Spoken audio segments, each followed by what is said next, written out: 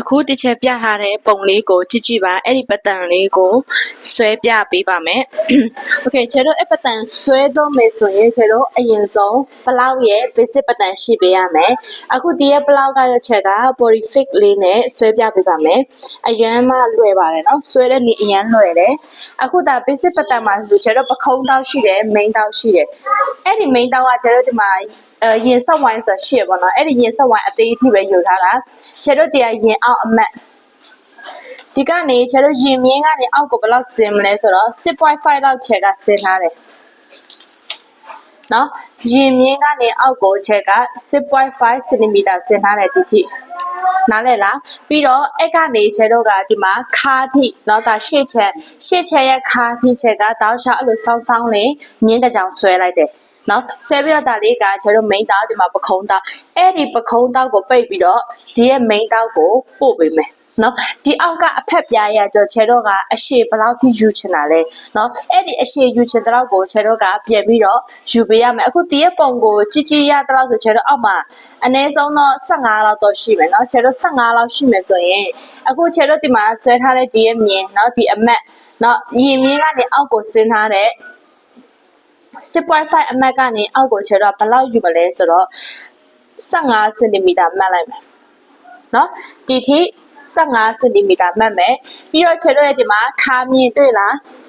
အဲ့ဒီခါမြင်ရဲ့အောက်ကိုလည်းခြေတော့က15 cm ဆင်းပေးမယ်ခါမြင်အောက်ကိုခြေတော့15 cm ဆင်းပေးမယ်ဒါခြေတော့ရဲ့ရှေ့ချမ်းပေါ့နော်တယောက်နဲ့တယောက်ပတ်တန်က3ပုံ3နည်းချမ်းမတူဘူးဒါခြေတော့ရဲ့ရှေ့ချမ်းလို့ဒီလိုမှတ်လိုက်တယ်မှတ်ပြီးတော့မှခြေကဒီမှာဒီအတိုင်းလေးပေါ့နော်ကပ်လေးနဲ့ပဲဆွဲလိုက်မယ်ကပ်လေးနဲ့ပဲဆွဲလိုက်မယ်15 cm အရှည်ယူလိုက်မယ်အောက်ကအတွန့်အတွက်နော်ဒါအောက်ကအတွန့်အတွက်ခြေကဒီမှာဆွဲချလိုက်တယ်15 cmအဲ့ဒီချိန်မှာဒီအောက်ကတောက်ပြုတ်ခြေတော့ပြီးကြမှာဖြောက်မယ်အခုလောလောဆယ်ဒီအပေါ်ပိုင်းနဲ့အောက်ပိုင်းကိုနှစ်ပိုင်းအရင်ဆုံးခွဲဖို့လုပ်မယ်အရင်ဆုံးဒီထိနားလဲမယ်နော်လွယ်လွယ်လေးပဲဒါဆိုနောက်ချမ်းဘယ်လိုလုပ်မလဲဆိုနောက်ချမ်းအခုဒီမှာဒီကနေခါရောက်သွားဒီရဲ့ခါရဲ့အနောက်ကိုတက်တက်လေးသွားလိုက်ရင်ရတယ်နော်ဒီနောက်ချမ်းရဲ့ခါကနေခါမြင်းကနေတက်တက်ချက်ချရင်ရပြီနောက်ချမ်းကလှုပ်ဆက်မလို့ဘူးအဲ့တော့မှခြေတော့ကနောက်ချမ်းရဲ့အောက်ပိုင်းဒီအဝဲလေးအတွက်လဲအောက်ကို15 cm လောက်ယူပေးလို့ရပါတယ်ဒါကခြေတော့ရဲ့နောက်ချမ်းတွေ့ရနော်နောက်ချမ်းမှာခြေကတောက်ကိုတည်းမရထားတာကခါမြင်းကနေအောက်ကိုခြေတော့ဘယ်လောက်ဆင်းမလဲဆိုတော့15 cm ဆင်းမယ်15 cm ကိုဘယ်လိုဆင်းမလဲဆိုခြေတော့တဲ့ပဲနော်တဲ့ပဲဆင်းတော့မယ်ပြီးတော့ဒီအနောက်မှာခြေတော့ကပတ်တန်စားထားတာလေးရှိတယ်အားလုံးပဲမြင်ရလားဒါကခြေတော့နောက်ခြေကပတ်တန်အကြီးနဲ့ပြနေရဆိုတော့ကင်မရာပေါင်နဲ့ဝင်အောင်ခြေကရွှေ့ပေးနေရဖြစ်ပါတယ်အားလုံးမြင်ရမှာနော်ပြန်နောက်ချမ်းမှာခြေတော့ဒီဘလောက်ရဲ့နောက်ချမ်းမှာခြေတမိုးလေးစားထားတာလေးရှိတယ်အဲ့ဒါလေးချက်စားလိုက်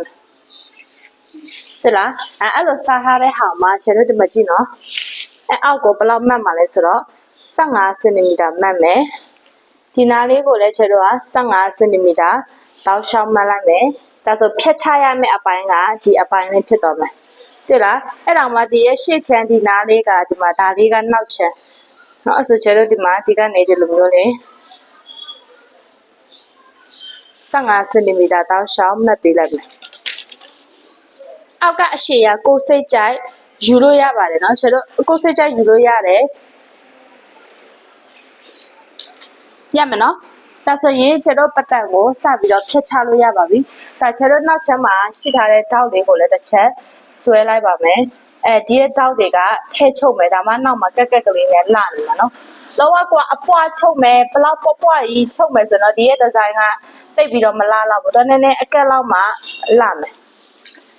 ရမယ်နော်ဒါဆိုအပေါ်ပိုင်းကဒီထိဖြစ်မယ်ဒါလေးကအောက်ပိုင်းနော်ရှေ့ချမ်းလည်းအတူတူပဲဒါလေးကအပေါ်ပိုင်းဒါလေးကအောက်ပိုင်းခြေကပတ်တန်ကိုညက်ပြီးရင်တစ်ချက်ပြပေးမယ်နော်ခြေတို့ကရှေ့ချမ်းပတ်တန်နောက်ချမ်းပတ်တန်ကိုခွဲပြီးသွားပြီဒါလေးကရှေ့ချမ်းပတ်တန်ပြတာလေးကခြေနောက်ချမ်းပတ်တန်နော်အဲ့အတိုင်းလေးရလာပြီဆိုတော့ရှေ့ချမ်းကိုအရင်ဆုံးလှုပ်ပြပေးမယ်နော်ရှေ့ချမ်းမှာချက်ကြည့်အောင်ဒီတိုင်းလေးဖြစ်နေချက်ခုနကပြောလဲပခုံးတောက်ကိုပိတ်မယ်နော်ဒီရဲ့တောက်ကိုဟပေးမယ်ဒါကြောင့်မို့ခြေတို့ဒီကနေအလေတက်တက်ကနေညှက်ချလိုက်မယ်ခြေတို့ဒီရဲ့အလေတက်တက်ကနေညှက်ချမယ် အားလုံးပဲမြင်တယ်နော်ဒီကနေတက်တဲဒီလိုညက်ချမယ်ပဲထိညက်သွားမယ်လေချေလို့ PP mat ထိညက်သွားမယ်မြင်လားအဲ့ဒီ PP mat ထိညက်သွားမယ်ညက်သွားပြီချေလို့ဒီကပခုံးတောက်ကိုလည်းအတူတူပဲပခုံးတောက်ကိုလည်းဒီမှာနှစ်ခုရှိတဲ့ဟာကိုကြိုက်တဲ့ဘက်ကိုညက်အတူတူပဲနော်ချေလို့တစ်ဖက်ကိုညက်လိုက်မယ်နော်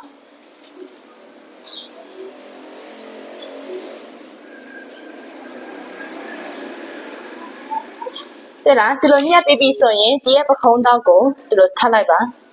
။ခြေတော့ပခုံးတောက်လေးကိုထပ်လိုက်မယ်နော်။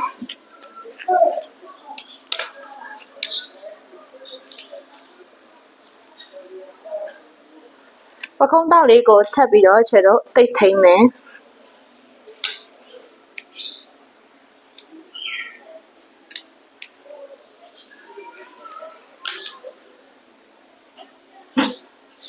ကိုယ့်ရဲ့ပတ်တန်မှာနော်ဒီပခုံးတောက်မပါဘူးတခြားတောက်ပါတယ်ဆိုရင်ဥပမာတချို့ပတ်တန်မှာဒီဂျိုင်းတောက်လေးတွေပါတယ်လေပင်တောက်လေးတွေပါတယ်အဲ့ဒီတောက်လေးတွေကိုပိတ်လိုက်နော်ပိတ်ပြီးလို့ရှိရင်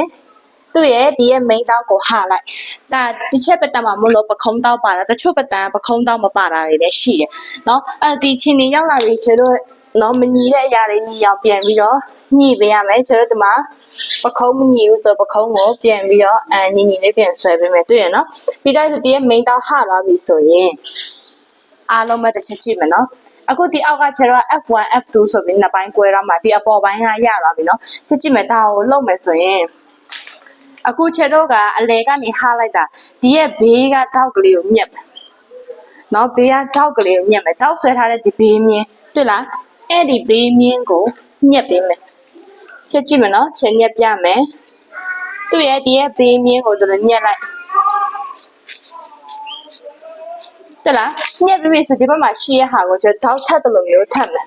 ထပ်တဲ့ချိန်မှာပတ်တန်ကနည်းနည်းခုံးလာလိမ့်မယ်ကိစ္စမရှိဘူးခုံးခိုင်းလိုက်နော်ခုံးခိုင်းလိုက်ကိစ္စမရှိဘူးကျတော့ဒီမှာတောက်ကိုထပ်မယ်ပတ်တန်တို့လို့ခွာလိုက်လည်းရတယ်ခုံးလိုက်လည်းရတယ်ကိုစိတ်ကြိုက်လို့နော်ဒီမှာထပ်လိုက်မယ်တောက်ထပ်တဲ့ချိန်မှာအဓိကဒီခါးကိုထပ်ရမယ်ဒီမှာခါးဘက်ကိုကွက်တိယူမယ်နော်ခါးတောက်ကိုကွက်တိယူပြီးတော့ဒီမှာခြေတော့ကထပ်လိုက်ပြီတောက်တွေ့တယ်နော်တောက်ထပ်ပြီးတော့ခြေတိတ်လေးကိုခဏလေးထိန်းလိုက်တိတ်လေးကိုခဏထိန်းလိုက်အခုဒီမှာမညီတာတွေ့လားအားလုံးပဲခုနခြေတော့တားထားတဲ့မြင်းလေးနော်ဒီရဲ့မြင်းလေးကမညီတော့အပေါ်တစ်ခုအောက်တစ်ခုဖြစ်သွားပြီအဲ့ဒါကိုခြေတော့ပြန်ပြီးတော့ဆွဲပေးရမယ်နော်ပြန်ဆွဲပေးရမယ်ပြန်ပြီးတော့ညှိပေးရမယ်အားလုံးမြင်တယ်နော်အဲ့ဒါခုနခြေတော့ဒီမှာကက်နဲ့ဆွဲထားတယ်ဆိုကက်နဲ့ပြန်ညှိပေတံနဲ့ဆွဲထားတယ်ဆိုရင်ပေတံနဲ့ပြန်ညှိပေး